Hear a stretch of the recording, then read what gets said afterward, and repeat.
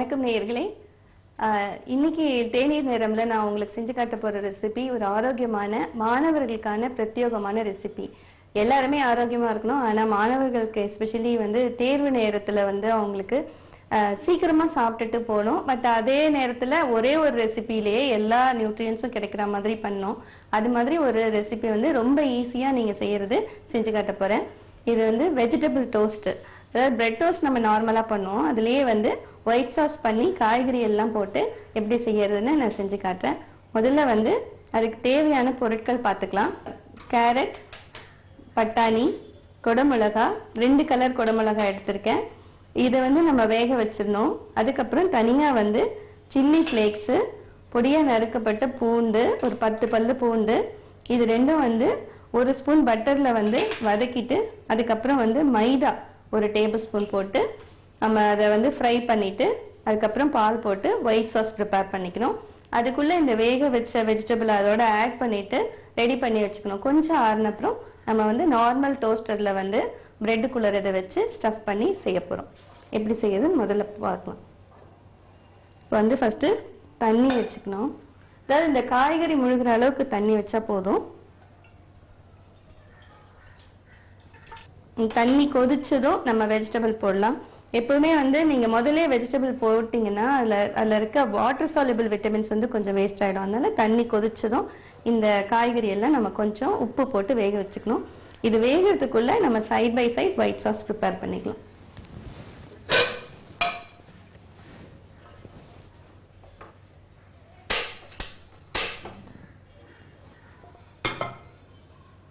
ஒரு spoon butter போடுறேன் நான். இதுக்கு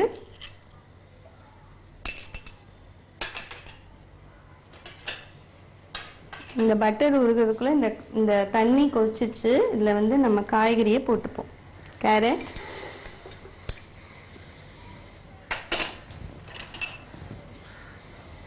பட்டாணி, குடமிளகா, எல்லோ கலர் குடமிளகா. இது நான் எனக்கு கிடைச்சிருக்க வெஜிடபிள்ஸ் நான் போட்டேன். நீங்க வீட்டுல என்ன வெஜிடபிள் அவைலபிளோ அதை யூஸ் பண்ணி இது செஞ்சுக்கலாம்.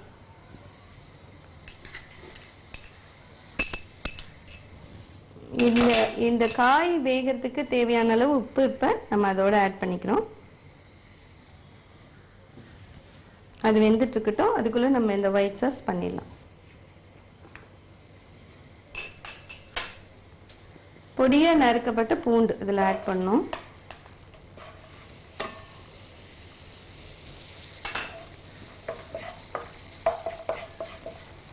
இந்த பூண்டு கொஞ்சம் லைட்டா சவப்பானதும் சில்லி ஃபிளேக்ஸ்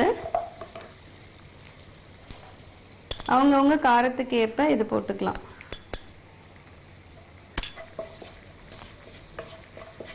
இது கொஞ்சம் வறுத்த உடனே நம்ம மைதா போடணும். ஒயிட் சாஸ் பண்றதோட பேஸ். ஆனா இது நீங்க பண்ணும்போது எப்பவுமே சிம் ஃபயர்ல வச்சுக்கணும். அப்பதான் ஈஸியா இருக்கும். 1 டேபிள் ஸ்பூன் மைதா போட்டுக்கலாம். அதாவது இந்த மைதாவோட பச்சை வாசனை போகிறச்ச நம்ம பால் ஏற்கனவே காய்ச்சி வச்சிருக்க பால் கொஞ்சம் ஊற்றணும். இதுல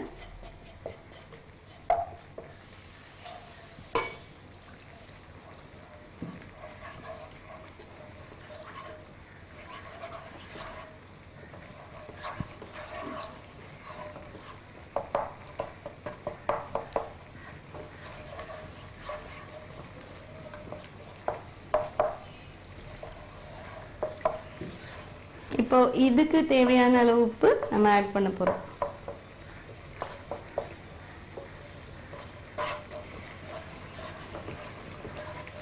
இந்த ஒயிட் சாஸ் பண்ணும்போது நம்ம முக்கியமா கவனிக்க வேண்டியது என்னன்னா, இது லம்ஸ் வரக்கூடாது. நல்லா நீங்க கண்டினியூஸா ஸ்டர் பண்ணிட்டே இருந்தீங்கன்னா தான் அது உங்களுக்கு நல்ல லம்ஸ் வராம வரும். இப்போ இந்த சாஸ் நல்லா ரெடி ஆயிடுச்சு. இப்போ இந்த காய் வெந்துச்சு. இதை ஆஃப் பண்ணிடுவோம். நம்ம இந்த வெஜிடபிளை இதில் ஆட் பண்ணிடுவோம்.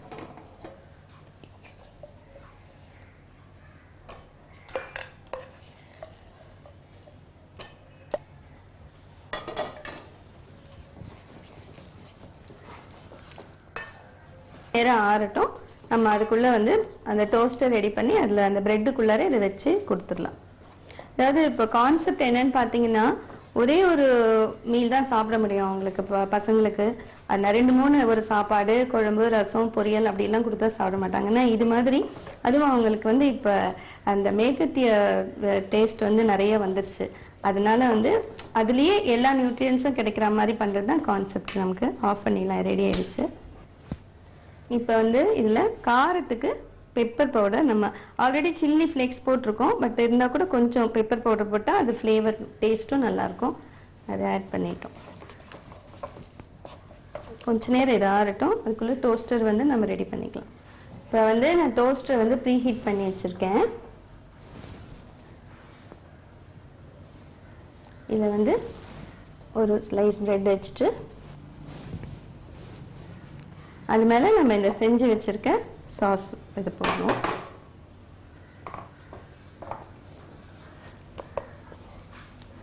பட்டர் போட்டேங்கிறதுனால சீஸ் போடலை.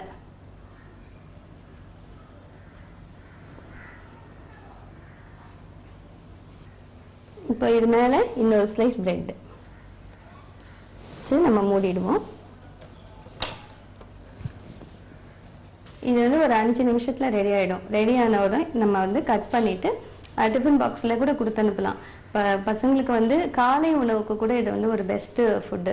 ஏன்னா இப்போ ஒரு சாப்பாடுன்னு எடுத்துக்கிட்டோம்னா அதில் வந்து மாவு சத்து, புரதச்சத்து, கொழுப்பு சத்து இருக்கணும், அதோட ஃபைபர்ஸ் இருக்கணும், வெஜிடபிள். அதோட நம்ம பால் ஆட் பண்ணியிருக்கோம், அது வந்து புரதச்சத்து. அப்போ கொஞ்சோண்டு பட்டர் போட்டிருக்கிறது கொழுப்பு சத்து கிடைக்கும். அதுக்கப்புறம் வெஜிடபிள்ஸ் எல்லாமே எல்லா காய்கறியும் போடும்போது அந்த விட்டமின்ஸ், மினரல்ஸ் எல்லாமே கிடைக்கும். நான் சொன்னது போல் ஒரே ஒரு ஃபுட்டில் வந்து உங்களுக்கு எல்லா நியூட்ரியன்ஸும் இருக்க மாதிரி பார்க்கணும். நம்ம ஆக்சுவலாக நம்ம முன்னோர்கள் பிளான் பண்ணது வந்து இட்லி, சாம்பார் இதெல்லாம் பார்த்தீங்கன்னா ஒரு பெஸ்ட்டு ஃபுட்டு. இட்லின்னு எடுத்துக்கிட்டிங்கன்னா ப்ரோட்டீனும் கார்போஹைட்ரேட்டும் கிடைக்கும், அதோட சாம்பார் இருக்கும்போது ஒரு வெஜிடபிள் போட்டு. ஆனால் எந்த குழந்தைங்க இப்போ இட்லி சாம்பார் சாப்பிட்றதே கிடையாது, அது நம்மளாம் ஃபோர்ஸ் பண்ணி கொடுத்தா தான். ஆனால் நீங்கள் என்ன பண்ணலான்னா, பெஸ்ட் ஐடியா, நீங்கள் என்ன சாப்பாடு கொடுக்குறீங்களோ இல்லையோ, நம்ம எல்லாரும் காலையில் குக்கர் வைப்போம். அப்போ குக்கர் வைக்கும்போது ஒரு பருப்பும் ஒரு சாதமும் ட்ரெடிஷ்னலாக நம்ம சவுத் இந்தியன் வீட்டில் இருக்கும். அதுலேருந்து ஒரு கரண்டி சாதமும் ஒரு கரண்டி பருப்பு, ஒரு ஸ்பூன் நெய், கொஞ்சம் உப்பு பிசைஞ்சு ஒரே ஒரு உருண்டை வந்து ஃபஸ்ட்டு குழந்தைங்களுக்கு கொடுத்துருங்க. அது வந்து பெஸ்ட். அதை விட பெஸ்ட் நியூட்ரியன்ஸ் எதுவுமே கிடையாது. நீங்கள் என்ன ஹெல்த் ட்ரிங்க் கொடுத்தாலும் அந்த சத்து உங்களுக்கு கிடைக்காது. அது மாதிரி கொடுத்துட்டு அதுக்கப்புறம் அவங்க ரெகுலராக அவங்களுக்கு பிடிச்ச ஏதாவது ஒரு ஃப்ரூட் ஜூஸோ ஒரு பழமோ அந்த மாதிரி ஏதாவது கொடுத்து அனுப்பலாம். அதே மாதிரி இப்போ ஸ்கூல் போகிற பசங்களுக்கெல்லாம் பார்த்தீங்கன்னா ஆன் த வே சாப்பிட்ற மாதிரி கூட நிறைய கொடுத்து அனுப்பலாம். ஒரு டப்பாவில் போட்டு வச்சுட்டு அந்த மாதிரி எல்லாம் அப்படி நீங்கள் கொடுக்கும்போது அவங்களுக்கு வந்து நியூட்ரியன்ஸ் வந்து நல்லா ஈஸியாக கிடைக்கும். சாப்பிட்றதுக்கு எளிமையாக இருக்கணும், அதே நேரத்தில் கலர் வந்து அவங்களுக்கு அட்ராக்டிவாக இருக்கணும். அது ரொம்ப ரொம்ப முக்கியம். கலர் பார்த்து தான் அவங்க லைக் பண்ணி சாப்பிடுவாங்க. அதே மாதிரி காம்படிட்டிவாக இருக்கணும். ஒரு பிரேக்ஃபாஸ்ட் கொடுத்து அனுப்புறீங்க, பேக்கெட் ஃபுட் கொடுத்து அனுப்புறீங்கன்னா மற்ற குழந்தைங்க என்ன கொண்டு வராங்களோ அதை விட பெஸ்ட்டாக நம்மளது இருக்கணும் அப்படிங்கிறது இப்போ இந்த காலத்து பசங்க ரொம்ப சொல்கிறாங்க.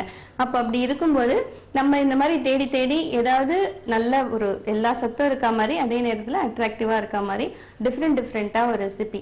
இது வந்து கொஞ்சம் சிரமம் தான். எப்படின்னா நீங்கள் முன்னாடியே பிளான் பண்ணிக்கணும். ஒரு வாரத்துக்கான மெனு வந்து முதல்லையே நீங்கள் பிளான் பண்ணிக்கலாம். இன்னைக்கு வெஜிடபிள் டோஸ்ட் கொடுக்கலாம், அடுத்த நாளைக்கு எல்லா வெஜிடபிள்ஸும் போட்டு நீங்கள் வீட் ரவா வச்சு ஒரு உப்புமா மாதிரி, கிச்சடி மாதிரி செஞ்சு கொடுக்கலாம். அதையே கொஞ்சம் மாடிஃபை பண்ணிங்கன்னா நீங்கள் வந்து வெல்லம் போட்டு சக்கரை பொங்கல் மாதிரி அது ட்ரை ஃப்ரூட்ஸ் எல்லாம் போட்டு அந்த மாதிரி வெரைட்டியாக கொடுத்து அனுப்பலாம். இல்லைன்னா வந்து ஒரு தால் சப்பாத்தி பண்ணிட்டு அதுலேயே வந்து இந்த மாதிரி பன்னீர் ஏதாவது ஸ்டஃபிங் பண்ணி ரோல் பண்ணி கொடுத்து அனுப்பலாம். இந்த மாதிரி ஒரு வெரைட்டியாக பண்ணும்போது அவங்களும் என்ஜாய் பண்ணுவாங்க. நம்மளும் வந்து நமக்கு இப்போ முதல்ல பார்த்தீங்கன்னா ஆரோக்கியம் வந்து சாப்பாட்டில் தான் இருக்குது. முன்னாடி எல்லாம் யாருமே வந்து எந்த ஹெல்த் ப்ராப்ளம்னு டாக்டர்கிட்ட சின்ன வயசுல போனதில்லை. ஆனால் இப்போ ஸ்கூலுக்கு போய் பார்த்தீங்கன்னா ஒபீஸ் சில்ட்ரன் வந்து ரொம்ப அதிகமாயிடுச்சு. ஸோ அதுக்கு தவிர்க்கணும்னா முடிஞ்ச அளவுக்கு அவங்களுக்கு விருப்பமான ஃபுட்டு வந்து நம்ம வீட்லேயே செஞ்சு கொடுக்கணும். ரெடி ஆயிடுச்சா பார்க்கலாம்.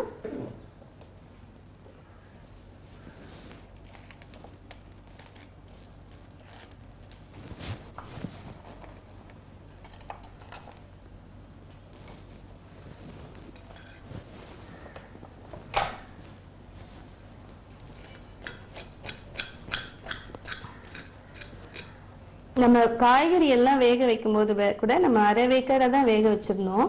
அதனால வந்து அது வந்து சாப்பிடும்போது இப்போ இந்த பேக் ஆக்கும்போது இன்னும் கொஞ்சம் கூட பேக் ஆகிக்கும்போது கிறிஸ்பியாக இருக்கும் சாப்பிடும்போது. அதனால வந்து எல்லாருமே விரும்பி சாப்பிடுவாங்க.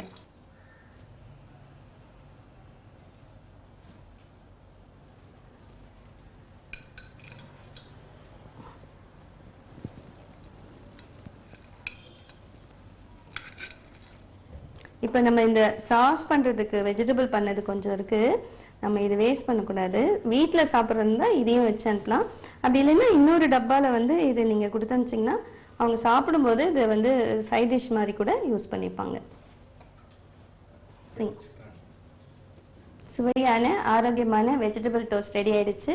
உங்கள் எல்லாருக்கும் பிடிச்சிருக்கும்னு நினைக்கிறேன். நீங்களும் உங்கள் வீட்டில் இதை ட்ரை பண்ணி பாருங்கள். எப்படி இருந்ததுன்னு உங்கள் கருத்துக்களை எங்களுக்கு எழுதி அனுப்புங்க. மறுபடியும் பார்க்கலாம்.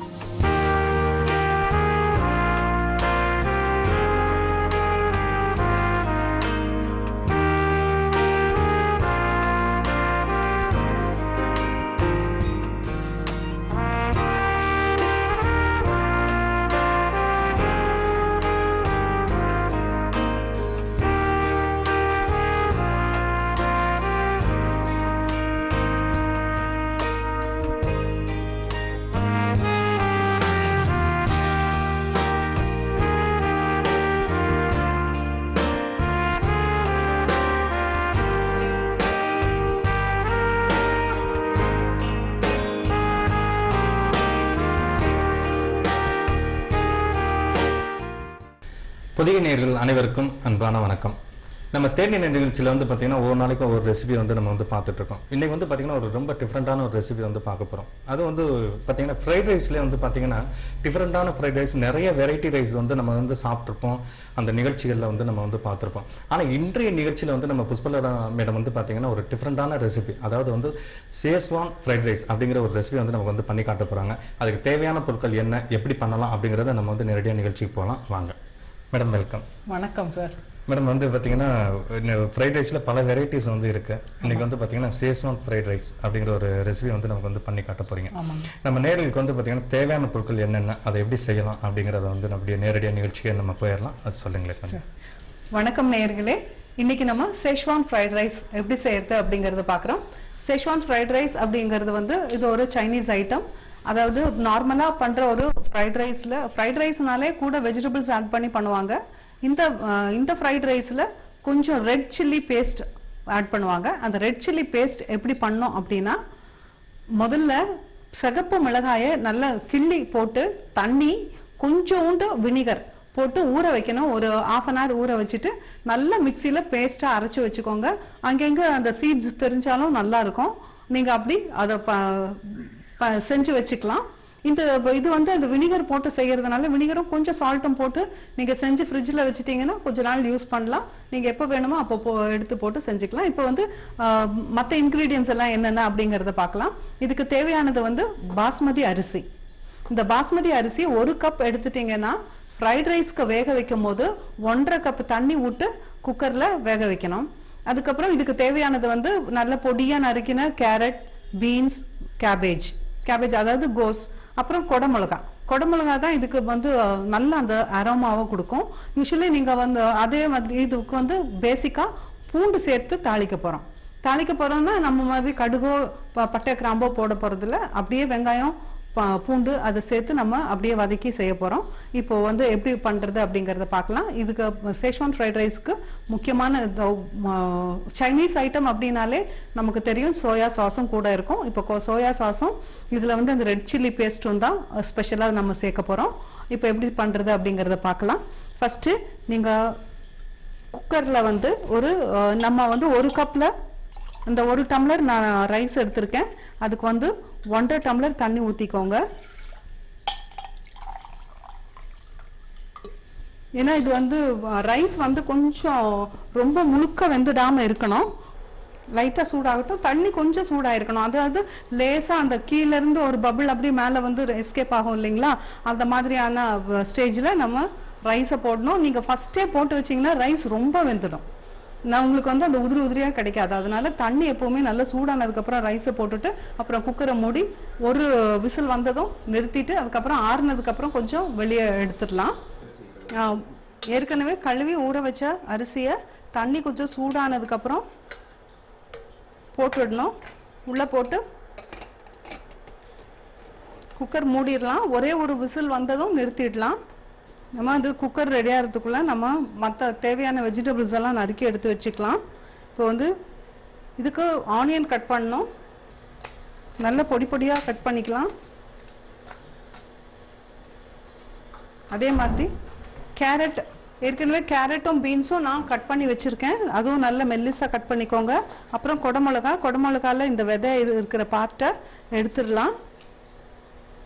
எடுத்துட்டு விதையெல்லாம் கொட்டிடுங்க. கொட்டிட்டு வெறும் அந்த குடமிளகாவோட தோல் மட்டும் மெல்லிஸாக கட் பண்ணிக்கலாம்.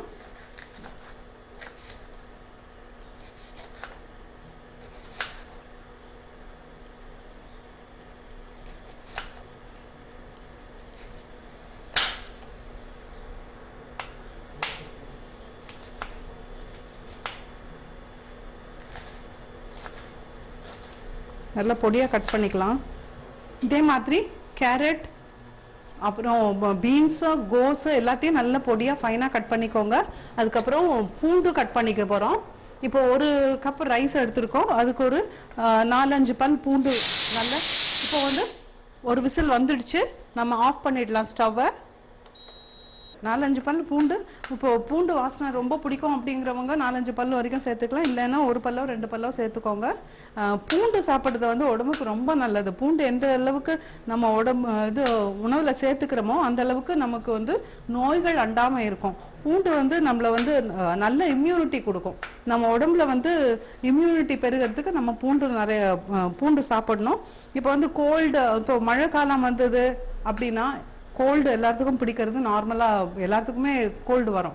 அந்த மாதிரி வரும்போது நீங்கள் இந்த பூண்டை வந்து பாலில் வந்து கொதிக்க விட்டு அது கூட மஞ்சள் தூளும் சேர்த்து கொதிக்க விட்டு இது பெப்பர் கலந்து நீங்கள் அது குடிச்சிங்கன்னா உங்கள் வந்து கோல்டெல்லாம் சரியாயிடும். இப்போ குக்கர் வந்து நல்லா ஆறுற வரைக்கும் வெயிட் பண்ணுங்க. குக்கர் ஆறுனதுக்கு அப்புறமா நம்ம குக்கர் ஆறட்டும். அதுக்குள்ள நம்ம வந்து இது வதக்க ஆரம்பிக்கலாம். அப்புறம் எப்பவுமே அது இந்த இதுல வந்து நீங்க குக்கரை ஓபன் பண்ணிட்டு, ஒரு சின்ன குக்கரா இருந்தால் கொஞ்சம் ஈஸியாக சீக்கிரமாக ஆகிடும். கொஞ்சம் வந்து நீங்கள் ப்ரெஷரை கூட ரிலீஸ் பண்ணி விட்டுக்கலாம். ஏன்னா நமக்கு வந்து உதிரான சாதம் தேவை. அதனால ரொம்ப நேரம் அப்படியே ஆற விடாமல் கொஞ்சமாக அந்த ப்ரெஷர் போனதுமே நீங்கள் ஓப்பன் பண்ணிவிடுங்க. ஏன்னா ரொம்ப நேரம் விட்டீங்கன்னா சாதம் ஒட்ட ஆரம்பிச்சிடும். ஏன் நம்ம இப்படி ப்ரெஷர் குக்கரில் பண்ணுறோம் அப்படின்னா அதில் இருக்கிற சத்துக்கள்லாம் அப்படியே இருக்கும். நார்மலாக வந்து ஃப்ரைட் ரைஸ் பண்ணுறதுக்கு வந்து தண்ணி கொதிக்கிற தண்ணியில அரிசியை போட்டு நல்லா வடிச்சு எடுத்த சாதத்துல பண்ணுவாங்க. நம்ம இப்போ வந்து வடிச்சு எடுக்காம இப்படியும் பண்ணலாம். நம்ம வீட்டுல நிறைய பேருக்கு வடிக்க தெரியாம இருக்கு. அதனால நம்ம என்ன பண்ணலாம், இப்படி ப்ரெஷர் குக்கர்ல வச்சு பண்ணும் போது அது ஈஸியா சீக்கிரமா செஞ்சிடலாம். இப்போ நம்ம இது ரெடி பண்ணிட்டோம். இப்போ மறுபடியும் ஒரு பாத்திரம் வச்சுக்கலாம். அப்பப்போ நீங்க உங்க ப்ரெஷரை வந்து லைட்டா ரிலீஸ் பண்ணி விட்டுடுங்க. ஏன்னா அரிசி வந்து நமக்கு கொஞ்சம் கட்டையா இருக்கணும், வெந்திருக்கணும். ஆனால் அது வந்து கொஞ்சம் ஸ்ட்ராங்காக இருக்கணும். ரொம்ப சாஃப்டாக குழஞ்சு போன மாதிரி ஆகாமல் அதுக்காக நம்ம ப்ரெஷரை வந்து ரொம்ப ப்ரெஷர் இருந்து அது ஆச்சுன்னா ரொம்ப வெந்துடும். அதனால நம்ம அப்பப்போ ப்ரெஷர் ரிலீஸ் பண்ணிக்கலாம். இப்போ வந்து ஸ்டவ் ஆன் பண்ணிட்டு பாத்திரம் சூடானதும் கொஞ்சம் எண்ணெய் விட்டுக்கலாம். இதில் ஃப்ரைட் ரைஸில் வந்து நிறைய எண்ணெய் போட்டு பண்ணுறதும் கம்மியாக போட்டு பண்ணுறதும் அவங்கவுங்க இஷ்டம்.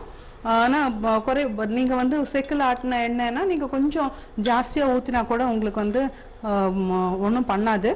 இது நீங்கள் ரிஃபைன் ஆயில் யூஸ் பண்ணும் போது எவ்வளோக்கு எவ்வளோ குறைக்க முடியுமோ அவ்வளோக்கு அவ்வளோ குறைச்சிக்கோங்க.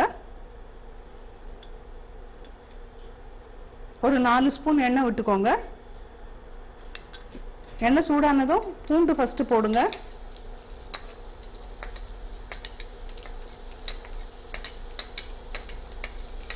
பூண்டு அப்படியே எண்ணெயில் வேகும். கொஞ்சம் லைட்டாக அந்த பூண்டு வந்து கொஞ்சம் லைட்டாக கலர் மாறணும்.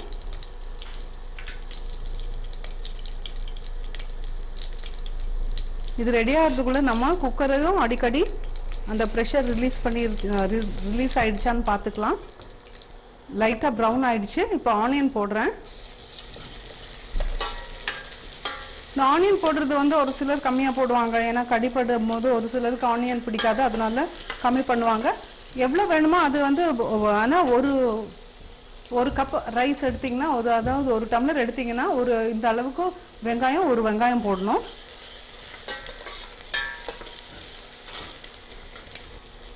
பூண்டு வெங்காயம் எல்லாம் போட்டு வெங்காயம் லைட்டாக அந்த ஒரு டிரான்ஸ்பரண்ட் கலர் வரணும், ரொம்ப ப்ரௌனாக வதக்கக்கூடாது.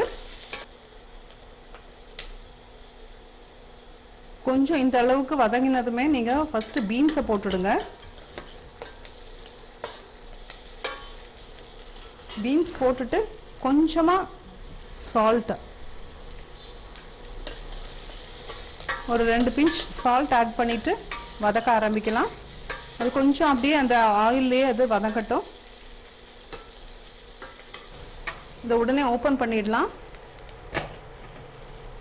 பார்த்தீங்கன்னா உதிர உதிரா ரைஸ் ரெடி ஆயிடுச்சு.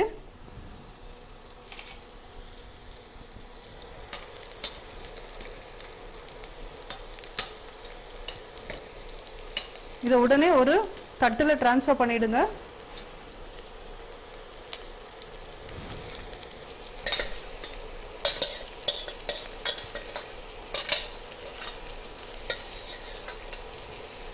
ட்ரான்ஸ்ஃபர் பண்ணி அப்படியே ஆற விட்டுடுங்க. நல்ல பொடியாக கட் பண்ணி வச்சுக்கோங்க. நல்லா அது கொஞ்சம் நல்ல மெல்லிஸாக நீளமாக இருந்ததுன்னா ஃப்ரைட் ரைஸில் பார்க்கறதுக்கு நல்லா இருக்கும். கேபேஜ் வந்து அவ்வளோக்கா குக் ஆகக்கூடாது ஃப்ரைட் ரைஸ்க்கு. அதனால லைட்டாக இப்படி சாட்டே பண்ணதுமே லைட்டாக வதக்கினதுமே எல்லாத்தையும் ஓரத்தில் தள்ளிடுங்க. இப்போ நம்ம அடுத்த ஸ்டெப் என்னன்னு பார்க்கலாம். நம்ம இப்போ 1 டம்ளர் ரைஸ் போட்டிருக்கோம். அதுக்கு வந்து குறைஞ்சது 2 டேபிள் ஸ்பூன் அளவுக்கு சோயா சாஸ் ஊற்றுங்க.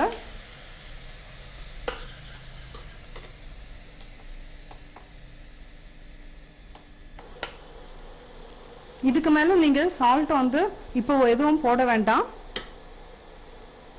அது கொஞ்சம் கொதிக்கும் போது இது கொஞ்சம் கொதிக்குது. அப்போ வந்து ரெட் சில்லி பேஸ்ட்டு ஒரு 2 ஸ்பூன் போடலாம். சேஷ்வான் ரைஸ் அப்படிங்கிறதே நல்லா கொஞ்சம் காரமாக இருக்கும். இதில் நீங்கள் விருப்பப்பட்டீங்கன்னா மிளகா வத்தல் கூட சேர்த்துக்கலாம். மிளகா வத்தலை அப்படியே பெருசாகவே போட்டு வதக்கலாம். கொஞ்சம் லைட்டாக அதுக்கப்புறம் எல்லாத்தையும் சேர்த்து கலக்கிடுங்க. ரெட் சில்லி பேஸ்ட் போட்டுக்கோம். எல்லாம் ஒன்றா சேர்ந்து வதங்கிடுச்சு. இப்போ வந்து இந்த ஆற வச்ச ரைஸை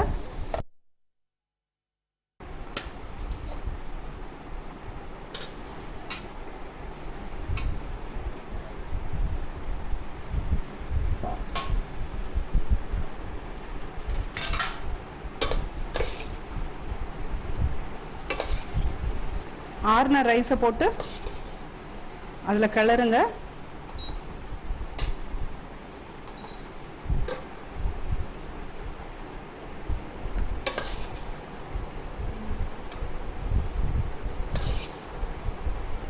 காரம் உப்பெல்லாம் செக் பண்ணிக்கோங்க.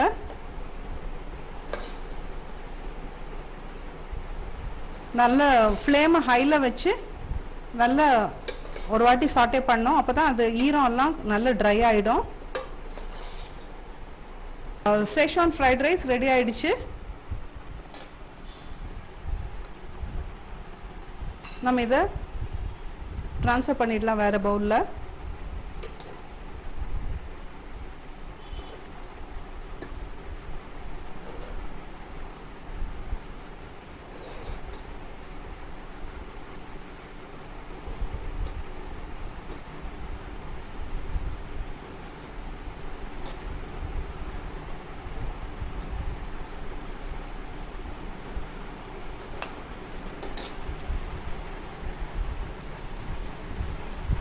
வச்சுட்டோம்.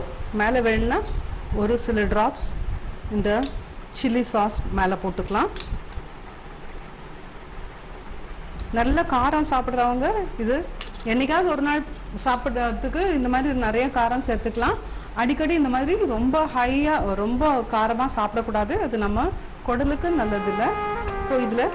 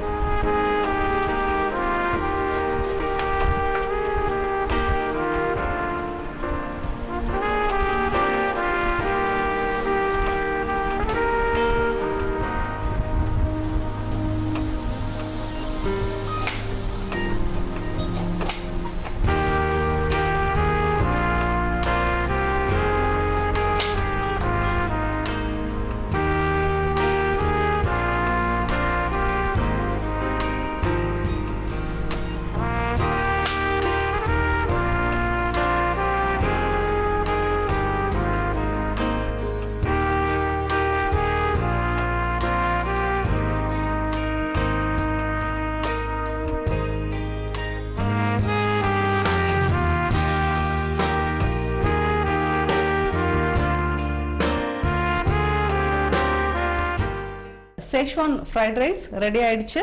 சார் சாப்பிட்டு பார்த்து எப்படி இருக்குன்னு சொல்லுங்க. கொடுங்க. ரொம்ப அருமையாக வந்து ஒரு கலர்ஃபுல்லாக அருமையாக பண்ணியிருக்கீங்க. ஸோ அது பார்த்தலாம் எப்படி இருக்குன்ட்டு.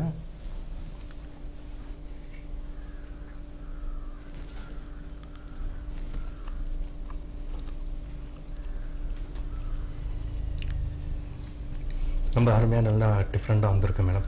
பார்த்திங்கன்னா நான் ஓப்பனிங்லேயே சொன்ன மாதிரி வந்துட்டு ஃப்ரைட் ரைஸ்லேயே வந்து ரொம்ப டிஃப்ரெண்ட்டான நிறையா வெரைட்டிஸ் நம்ம பார்த்துருப்போம். இது வந்து கொஞ்சம் சம்திங் நல்லா டிஃப்ரெண்ட்டாக இருக்குது. ரொம்ப தேங்க்ஸ். நம்ம நேர்களுக்கு வந்துட்டு ஒரு டிஃப்ரெண்ட்டான ரெசிபி இன்றைக்கி கொடுத்துருக்கீங்க இந்த நிகழ்ச்சியில். நேர்களே வந்து ஒரு அருமையான ரெசிபி வந்து நம்ம மேடம் புஷ்பலதா மேடம் வந்து நம்ம கொடுத்துருக்காங்க. இந்த ரெசிபியை நீங்கள் வந்து உங்கள் வீட்டிலே வந்து செஞ்சு பாருங்கள். அடுத்த ஒரு வித்தியாசமான ஒரு டிஃப்ரெண்ட்டான ரெசிபியோடு வந்து நான் உங்களை சந்திக்கிறேன். அதுவரை நன்றி கூறி விடுவேன். நன்றி, வணக்கம்.